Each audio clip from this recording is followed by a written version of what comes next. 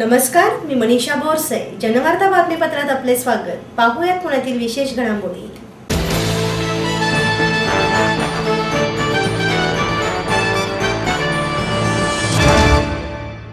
नवीन वर्षाच्या स्वागत करण्याकरिता आनंदवन व्यसनमुक्ती व पुनर्वसन केंद्रातर्फे मानवी साखळी तसेच दूध वाटप करण्यात आले.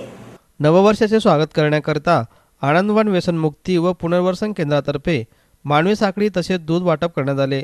यावेळी पुणे एटेचे ACP भानुप्रताप बर्गे, केंद्राचे अध्यक्ष डॉक्टर अजय दुधाणे, राजन चांदेकर, श्रावणबाळ फाउंडेशनचे अनिल बाळलान, मयूर कडू, सुमित बांदल, विनय बुरवणे, विवेक कदम, समीर पोद्दार, चंद्रशेखर साळुंके, प्रदीप खडसे यांच्यासह आदी उपस्थित होते.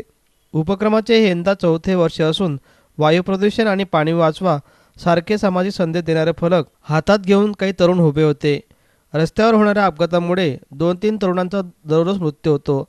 सरत्या वर्षाला निरोप देताना जल्लोष करणारी तरुणाईने बेफाम होऊन गाड्या चालवणे, तरुण मुली दारू पितात, यामुळे आपण भारतीय संस्कृतीमध्ये राहतो की नाही याबाबत शंका निर्माण झाली आहे. अशा वातावरणात व्यसनमुक्तीबाबत करण्यात येणारे हे उपक्रम अत्यंत कौतुकास्पद आहेत, अशी भावना भानुप्रताप बर्गे यांनी यावेळी व्यक्त केली.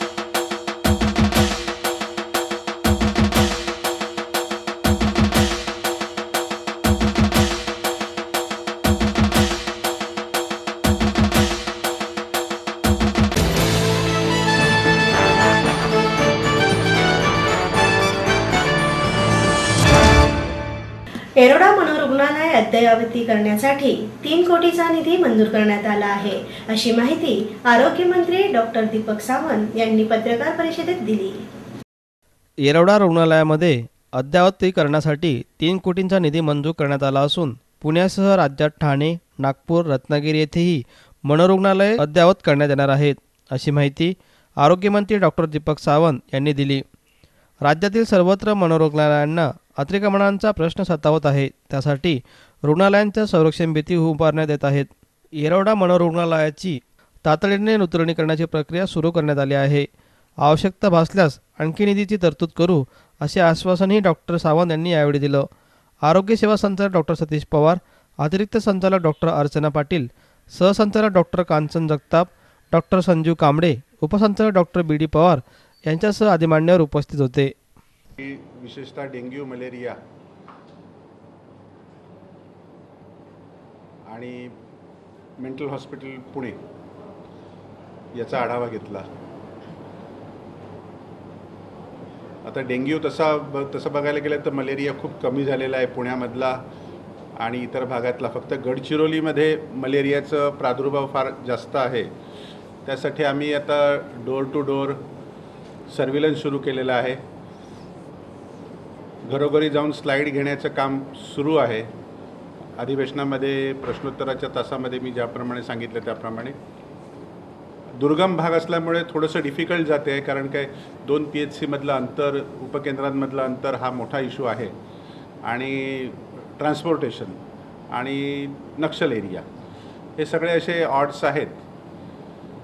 तिथे एक महत्त्वाचा इश्यू असा आहे की डिसेंबर महिन्यामध्ये वाहतं पाणी होतं ते स्टॅग्नंट होते आणि त्यामुळे डासांची उत्पत्ती खूप वाढते.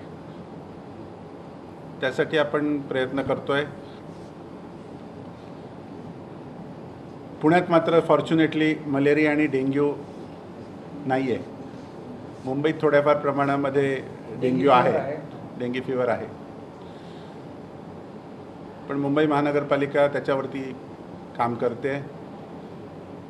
अगदी लोकांचे टार्पोलिनमधले असलेले देखील ब्रीडिंग ते काढून टाकण्याचा प्रयत्न करते. विशेषतः डेंगी हा उच्चभ्रू वर्गातच जास्त दिसतो आहे. जर पर्सेंटेज वाईज बघितलं तर उच्चभ्रू वर्गामध्ये जास्त घरातले असलेले आपले अनयूज आर्टिकल्स असतील, कुंड्या असतील, हे सगळं तुम्हाला माहिती आहे, याच्यामुळेच आहे.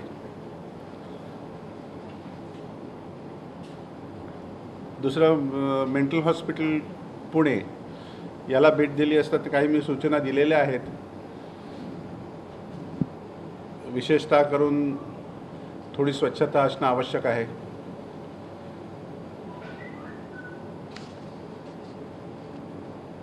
त्याचबरोबर अनेक रुग्ण असं आढळलं की अनेक रुग्ण काही वर्षापासून आहेत. आता हा सोशल प्रॉब्लेम आहे, कारण आम्ही साधारणपणे 20 ते 25% रुग्ण बरे करून परत पाठवतो, पण त्यांचा ॲक्सेप्टन्स त्यांच्या फॅमिलीकडे नसतो. त्यामुळे हे रुग्ण पुन्हा एकदा काही ना काही कारणामुळे पुन्हा त्या मेंटल हॉस्पिटलमध्ये येतात आणि मग ते त्यांना परत पाठवता येत नाही. ते तिथेच राहणं जास्त पसंत करतात. म्हणून त्यांच्यासाठी आता परिवर्तन या संस्थेच्या माध्यमातून आपण वेगवेगळे आर्टिकल्स बनवणं, वेगवेगळे पिशव्या बनवणं किंवा कपडे शिवणं, अशा प्रकारचं एक सामाजिक प्रवृत्तीतून त्यांना पुन्हा एकदा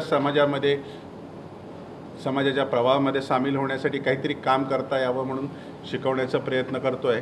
बऱ्यापैकी त्यांनी काढलेले ड्रॉइंग्स बघितली मी, बऱ्यापैकी पिशव्या बनवलेल्या आहेत, त्यांनी कपडे शिवलेले आहेत. विशेषतः करून त्यांना लागणारे कपडे हे त्यांनाच शिवायला लावून थोडंसं त्यांना मेंटली एंगेज ठेवणं अत्यंत आवश्यक असते. तशा प्रकारे आपण ते करायचा प्रयत्न करतो आहे. इमारतींची परिस्थिती फार चांगली नाही आहे, मी मान्य करतो. तरी देखील त्याच्या दुरुस्तीसाठी काय करता येईल आपण येणाऱ्या वर्षामध्ये पाहू आणि थोडीफार दुरुस्ती जी काय आवश्यक आहे ती इमिजिएटली करायला सांगितलेली आहे. हा एन्क्रोचमेंट होते. हा जवळजवळ सगळ्याच आमच्या मेंटल हॉस्पिटलचा प्रश्न आहे. नागपूर असेल, ठाणा असेल, पुणे असेल किंवा रत्नागिरी असेल. काय की ही जागा आमच्याकडे फार मोठी जागा आहे आणि त्या जागेवरती सर्वांचं लक्ष आहे आणि शासकीय जागा सगळ्यांनाच आवडते. हां, सुरक्षा भिंत आम्ही बांधण्यासाठी प्रपोजल मॅडमने मूव्ह केलं आहे. या सगळ्याच भिंती आम्हाला करायच्या आहेत. तुम्ही चारही याला सुरक्षा कंपाऊंड सेफ्टीसाठी पण आम्हाला आवश्यक आहे. वुमन्स वॉर्ड मात्र त्यातल्या त्यात खूप चांगल्या प्रकारे मेंटेन झालेले आहेत दोन्हीकडे, नागपूर असेल, पुणे असेल. जेवणाचं पण त्यांना जेवण पण मी स्वतः पाहिलं, जेवण पण अतिशय चांगल्या पद्धतीने दिले. आता त्या जेवणाच्या पद्धतीमध्ये येणाऱ्या भविष्यकाळामध्ये 8-10 दिवसानंतर आपण बदल देखील करतो आहे.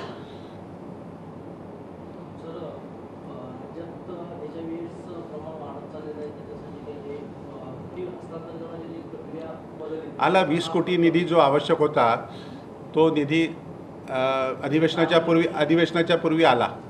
त्यामुळे आता मार्चपर्यंत काही आम्हाला प्रॉब्लेम नाही आहे. आता पुढच्या बजेटमध्ये पहिला पार्ट तुमचा चुकीचा आहे, वाढत नाही चाललंय. वाढत नाही. दुसरा पार्ट बरोबर आहे, निधीचा प्रॉब्लेम आला, याच्याही वाढत नाही.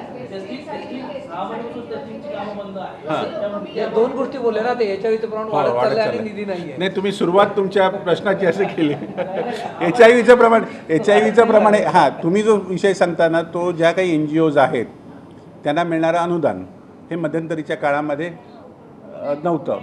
हां, नॅकोतर्फे आता 20 कोटी रुपये आलेले आहेत. त्यामुळे आणि मधल्या काळामध्ये आम्ही त्यांचं काही अनुदान आमच्या फंडातून म्हणजे आमच्या बजेटमधून दिलेलं आहे. म्हणजे त्यांना समजा 6 महिन्याचा पगार त्यांचा राहिलेला होता, तो 4 महिन्याचा दिला, 2 महिन्याचाच बाकी होता. तो आता देखील ते 20 कोटी रुपये.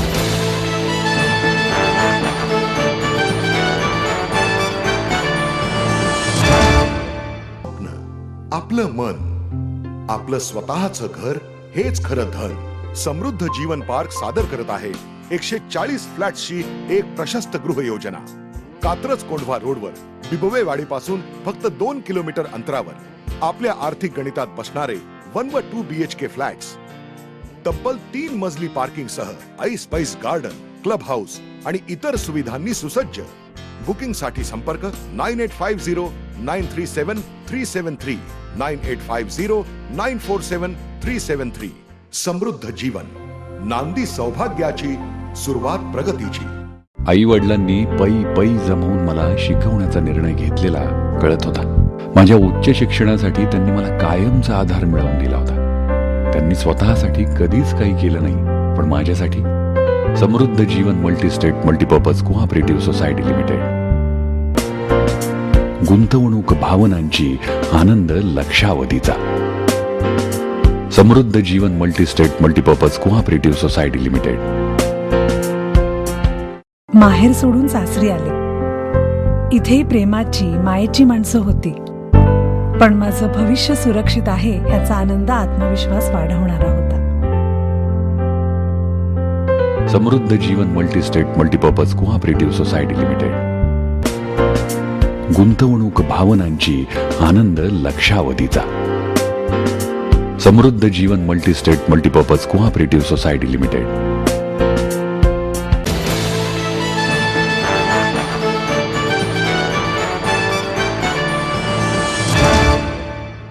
महाराष्ट्र राज्य पोलीस दलाच्या राज्य पोलीस क्रीडा स्पर्धा 3 ते 9 जानेवारी दरम्यान पुण्यात होणार असल्याची माहिती पुणे शहर पोलीस आयुक्त के पाठक यांनी दिली. महाराष्ट्र राज्य पोलीस दलाच्या वतीनं दरवर्षी आयोजित करण्यात येणारी राज्य पोलीस क्रीडा स्पर्धा यावर्षी 3 ते 9 जानेवारी दरम्यान पुण्यात होणार असल्याची माहिती पुणे शहर पोलीस आयुक्त के पाठक यांनी आज पत्रकार परिषदेत दिली. पुणे पोलीस सह आयुक्त सुनील रामानंद, अप्पर पोलीस आयुक्त CS वाकडे, गुन्हे शाखेचे विभागीय आयुक्त PR पाटील, गुन्हे शाखेचे सहाय्यक पोलीस आयुक्त राजेंद्र जोशी हेही या पत्रकार परिषदेला उपस्थित होते. राज्य पोलीस दलाकडून यावर्षीच्या स्पर्धेत यजमानपद पुणे शहराला देण्यात आलं असून स्पर्धेच्या बोधचिन्हांचे अनावरणही यावेळी करण्यात आलं. स्पर्धेचे हे 28वे वर्ष आहे. राज्यभरातून अमरावती, औरंगाबाद, कोल्हापूर, मुंबई, नागपूर, पुणे, कोकण, नांदेड, नाशिक, ठाणे, रेल्वे, SRPF अशा एकूण 14 ठिकाणाहून संघ या स्पर्धेत सहभागी होणार आहेत, असंही त्यांनी यावेळी सांगितलं. 7 जानेवारी रोजी स्पर्धेचे उद्घाटन होणार असून मुख्यमंत्री देवेंद्र फडणवीस यांच्या हस्ते या स्पर्धेचं उद्घाटन होईल, असंही त्यांनी यावेळी सांगितलं.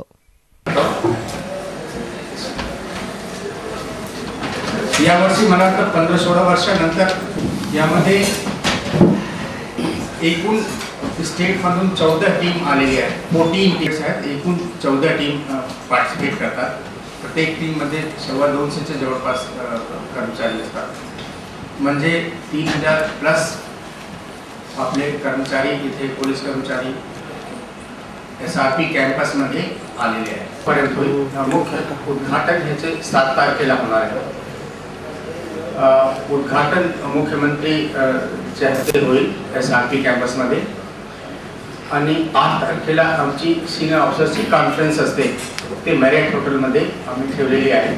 त्यामध्ये पण मुख्यमंत्री कदाचित उपस्थित राहणार आहे. सिनियर ऑफिसर कॉन्फरन्समध्ये ट्रेडिशनली मुख्यमंत्री येतात.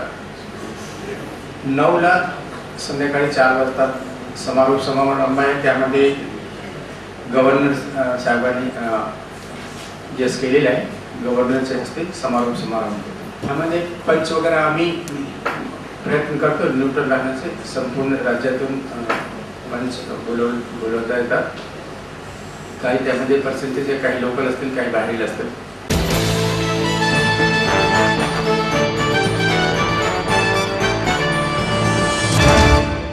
पुणे जिल्हा शिक्षण मंडळ आणि रोटरी क्लब चिंचवड यांच्या संयुक्त विद्यमाने विद्यार्थी साहित्य संमेलनाचे आयोजन करण्यात आले होते. विद्यार्थ्यांना मराठी साहित्याची माहिती झाली पाहिजे, याकरिता प्रत्येक महाविद्यालयात विद्यार्थी साहित्य संमेलन झालं पाहिजे, असं मत 89व्या अखिल भारतीय मराठी साहित्य संमेलनाचे अध्यक्ष श्रीपाल सबनीस यांनी व्यक्त केलं. पुणे जिल्हा शिक्षण मंडळ आणि रोटरी क्लब चिंचवड यांच्या संयुक्त विद्यमानं पिंपरी चिंचवडमधील रामकृष्ण मोरे महाविद्यालयात विद्यार्थी साहित्य संमेलनाचं आयोजन करण्यात आलं होतं. यावेळी राजन लाखे, शिल्पा गौरी आणि यांच्यासह शाळेतील मोठ्या संख्येने विद्यार्थी उपस्थित होते. सध्याची परिस्थिती ही भयानक असून अनेक वाममार्गाला ही तरुण पिढी लागली आहे. त्यांना सामान्य कठीण झालं आहे. महाविद्यालयीन जीवनात जर साहित्याचे बाळकडू दिले तर त्यांना आपल्या मातृभाषेविषयी प्रेम निर्माण होईल. त्याकरिता तरुणांना साहित्याची आवड निर्माण व्हावी, याकरिता प्रत्येक महाविद्यालयात साहित्य संमेलन झालं पाहिजे, असं मत श्रीपाल सबनीस यांनी यावेळी व्यक्त केलं. ही कॉन्ट्रॅक्शन इंग्रजी ज्ञान भाषा आहे. भाषांतराची फार मोठी अडचण असते. विज्ञानाची आणि संबंध शाळेची आणि संबंध शास्त्राची भाषा ही इंग्रजी असल्यामुळे सगळं विज्ञान सगळं तंत्रज्ञान इंग्लिश मध्ये आहे. त्या माणूसला मंदिर म्हणणार का मी कॉम्प्युटरच्या माणूसला किंवा आमच्या मराठीमध्ये ईश शब्द आहे. ईशाचा जमाना आहे, काळ जमा गेला, ईश कोणी म्हणत नाही सहसा. आणि बायको ईश म्हणजे मला आठवत नाही. जेव्हा कोणाच्या बायका म्हणत असतात त्यांचे म्हणजे फार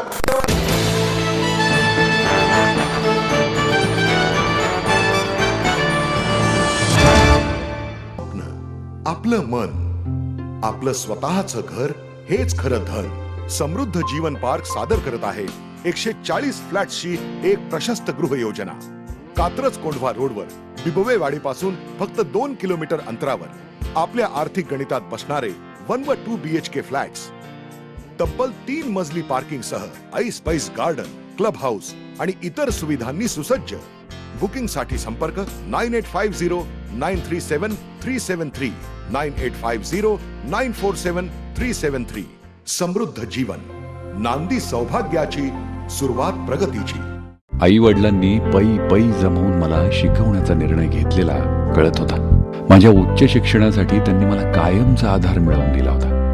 त्यांनी स्वतःसाठी कधीच काही केलं नाही, पण माझ्यासाठी Samruddha Jeevan multistate multipurpose cooperative society limited. गुंतवणूक भावनांची, आनंद लक्षावधीचा.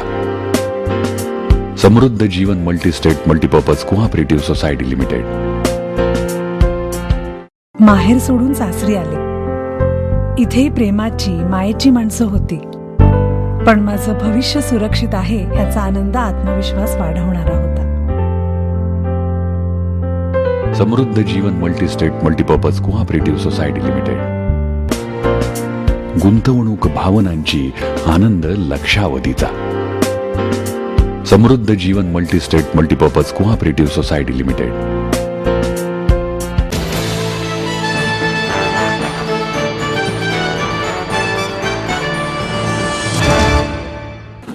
वैद्य खडीवाले वैद्यक संशोधनातर्फे महर्षी अण्णासाहेब पटवर्धन वैद्यकीय पुरस्कार डॉक्टर नारायण विद्वांस यांना पालकमंत्री गिरीश बापट यांच्या हस्ते प्रदान करण्यात आला. औषध विक्री हा इतर व्यवसायाप्रमाणे जरी असला तरी त्यामध्ये गरजवंतांच्या सेवेला प्राधान्य दिलं पाहिजे. आज सेवेपेक्षा व्यवसायाला महत्त्व दिले जाते. 5 रुपयांचे औषध लेबल लावून 500 रुपयांना विकले जातं. सर्वसामान्यांची अक्षरशः लूट सुरू आहे. ही पिळवणूक थांबवण्यासाठी केवळ कायदा करू नव्हे तर झटपट बरे होऊ, 5 पट पैसे देऊ ही मानसिकता बदलली पाहिजे, असे मत राज्याचे अन्न व औषध प्रशासन मंत्री गिरीश बापट यांनी व्यक्त केलं. आयुर्वेदशास्त्रातील योगदानासाठी वैद्य खडीवाले वैद्यक संशोधन संस्थातर्फे गिरीश बापट यांच्या हस्ते महर्षी अण्णासाहेब पटवर्धन वैद्यकीय पुरस्कार वैद्य नारायण विद्वांस यांना प्रदान करण्यात आला. संस्थेचे प्रमुख वैद्य दादा खडीवाले, गिरीश बापट, शह भिडे, सप्र सरदेशमुख, दऊ घेगडे, विना मानकामे यांच्यासह आदी मान्यवर उपस्थित होते. हा कार्यक्रम खूप महत्त्वाचा आहे की चल आगे बढ़ो, हम तुम्हारे साथ है, त्याला छाती फुगून येते.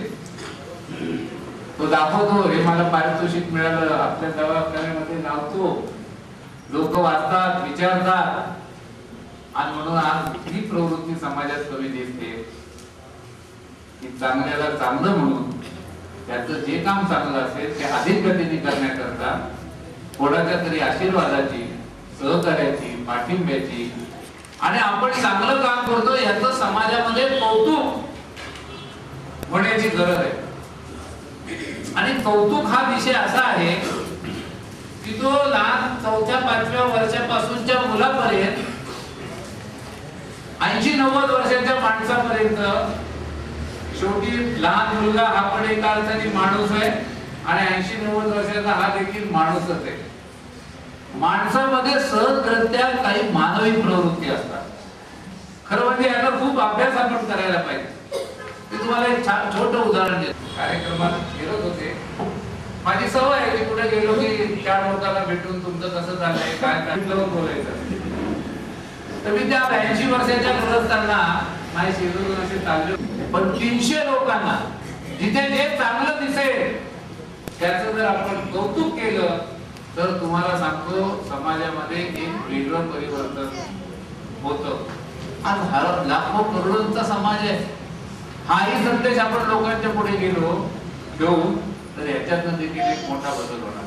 आज म्हणून विशेषतः वैद्यकशास्त्रामध्ये निस्वार्थपणे त्या मानाने पैशाचा लोभ कमी ठेवून याचा आता दुसरी म्हणजे फार प्रॉब्लेम आहे. मी असं कोणावर टीका करत नाही, पण मी एकदा असंच एखाद्या सामन्यावर परगावी गेलो.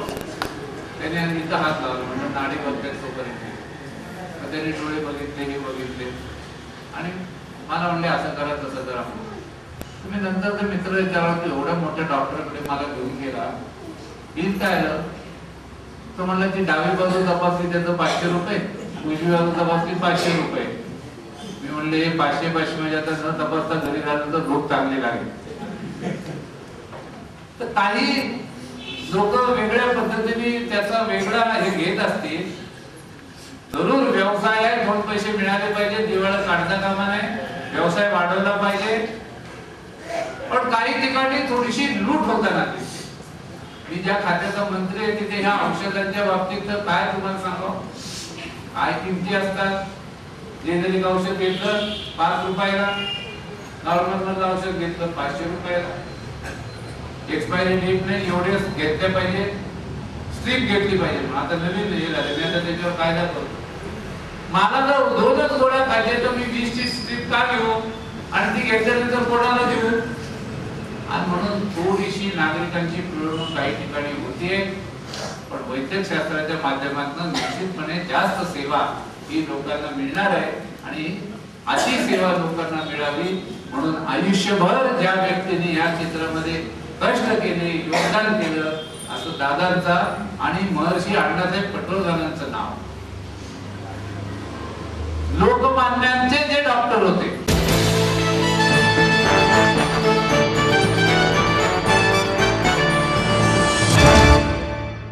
क्रांतीज्योत सावित्रीबाई फुले यांचा जन्मदिवस म्हणून महिला मुक्ती दिनानिमित्त अखिल भारतीय महिला संमेलन आयोजित करण्यात येणार आहे.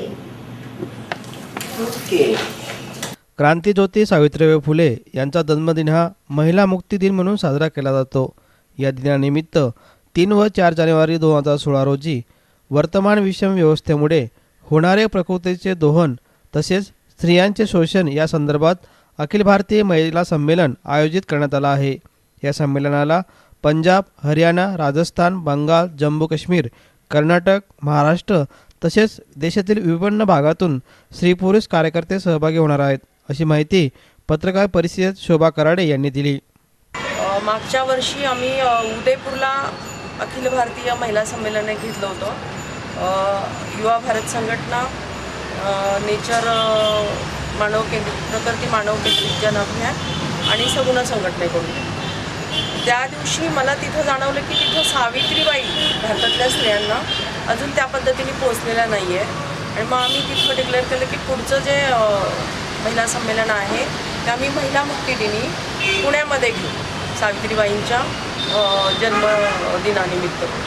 आणि त्या निमित्ताने जे सगळे पर्यावरणाचे प्रश्न आहेत, शिक्षणाचे प्रश्न आहेत, स्त्रियांचे प्रश्न आहेत, यांना एकत्र कसं जोडता येईल, त्यांना एकत्र कसं साधता येईल. आणि ज्या तळागाळात काम करणाऱ्या कार्यकर्त्या आहेत, स्त्रिया आहेत, वेगवेगळ्या ठिकाणी सामान्यपणे असणाऱ्या स्त्रियासुद्धा जेव्हा काही अन्याय झाला, अत्याचार झाले, त्या बायका उभ्या राहिलेल्या, आपला प्रश्न आहे आणि आपणच उभं राहिलं पाहिजे या भावनेतून जेव्हा स्त्रिया उभ्या राहिलेल्या आहेत, अशा सगळ्या स्त्रियांना त्या दिवशी आमंत्रित केलेलं आहे. प्रत्यक्ष लढणाऱ्या ज्या संपत पाल आहेत गुलाबी गँगच्या माध्यमातून, त्या येणार आहेत त्या दिवशी. नजूबाई गावित, पहिल्या आदिवासी लेखिका कॉम्रेड नजूबाई गावित, ज्या आदिवासीमध्ये ज्यांचं काम गेली 40 वर्ष चाललेलं आहे, त्या येणार आहेत. महानुभाव पंथाच्या आत्याबाईसा येणार आहेत. ह्या स्त्रियांना बोलवण्याचं सुद्धा हे कारण आहे की मुळात प्रकृतीमध्ये किंवा आपल्या मातृसत्ताचा जो आपला वारसा आहे, भारतीय वारसा आहे, त्यामध्ये स्त्रिया अशा उपरेपणाने कधी कामाला लागल्या आणि उठून काम करायला लागल्या हा प्रकार नाही आहे. तर स्त्री ही मुळातच सर्वव्यापी, सर्वसाक्षी आणि काम करणारी स्त्री आहे, जी सगळ्या प्रश्नांवर काम करणारी आहे, जिने सत्ता राबवलेली आहे, जिच्या हातातून सत्ता पुरुष सत्तेकडे वर्ग झाली. पण त्या वर्ग होण्याच्यामध्ये स्त्रियांना जे दुय्यमत्व दिलं गेलं आहे आणि तिला जे एक उखडून टाकणं अशा पद्धतीचं काम झालं आणि आता नव्याने परत तिचं सक्षमीकरण करणं, सबलीकरण करणं यासारख्या अतिशय आर्टिफिशियल काय म्हणतात त्याला कृत्रिम गोष्टींनी परत तिला ज्या पद्धतीने उभं केलं जात आहे आणि माध्यमं मुळात इलेक्ट्रॉनिक मीडियामधून आणि ह्या सगळ्यामधून ज्या पद्धतीच्या मालिका आणि ज्या पद्धतीच्या सिरियल दाखवल्या जातात त्याचे विषय जर बघितलं तर स्त्रियांचं जे चित्रण आहे ते मला नाही वाटत त्या भारतीय स्त्रियांचं चित्रण आहे. ते एक अतिशय कृत्रिम असं पुरुष सत्ता आणि भांडवलशाहीने उभं केलेलं एक चित्रण आहे ज्यामध्ये केवळ स्त्रीचं शरीर आणि त्याला जोडून असलेलं तिचं जे जगणं आहे ह्याच्यावर फोकस होतो आणि जी बुद्धिमत्ता आहे स्त्रीकडं, जी जननी आहे, जी प्रकृती आणि स्त्रीमध्ये काही फरक नाही आहे असं मी म्हणतो की तिच्यापासून निर्मिती आहे, ती निर्माण करते, जी संवर्धन करते, जी संरक्षण पण करायची, त्या स्त्रीला केवळ लक्ष्मी बनवायचं आणि तिची पूजा करायची आणि अरे ती तर उद्गाती आहे सगळ्या गोष्टींची. तर आम्हाला असं वाटतं की ह्या गोष्टीवर जास्तीत जास्त फोकस झाला पाहिजे आणि ह्या गोष्टीवर काम करणाऱ्या ज्या सगळ्या महिला संघटना आणि महिला संस्था आहेत त्यांनी त्याचं ताळमेळ साधून व्यवस्थित ही गोष्ट गावातल्या शेवटच्या स्त्रीपर्यंत पोहोचवली पाहिजे. तिचं सगळं आत्मभान जागृत झालं पाहिजे जे दाबून दडपून आणि अन्याय आणि अत्याचारांनी बंद पाडलेले हे सगळं सृजन परत नव्याने उभं राहिलं पाहिजे. आणि आमचं तर असं म्हणणं आहे की स्त्रियांनी समाजकारण, राजकारण, कुटुंबकारण ह्या सगळ्याच माध्यमामध्ये सगळ्याच प्रश्नांमध्ये कारण ते तिचे स्वतःचे प्रश्न ते स्वतःचे प्रश्न म्हणून उभं राहिलं पाहिजे. नाही की बायकांना ट्रकमध्ये घालून आणलं पाहिजे, नाही की स्त्रियांना पॉकेटमध्ये घालून तुम्ही उभं करताय आणि त्यांचे प्रश्न तुम्ही आखून देताय की हे फक्त भ्रूणहत्या आणि बलात्काराचे प्रश्न आणि कौटुंबिक हिंसा हे तर आहेच. ह्या हिंसांचं कारण काय आहे, ह्या प्रश्नांचं जे कारण आहे त्या प्रश्नाच्या मुळापर्यंत कसं नेता येईल हा एक उद्देश आहे.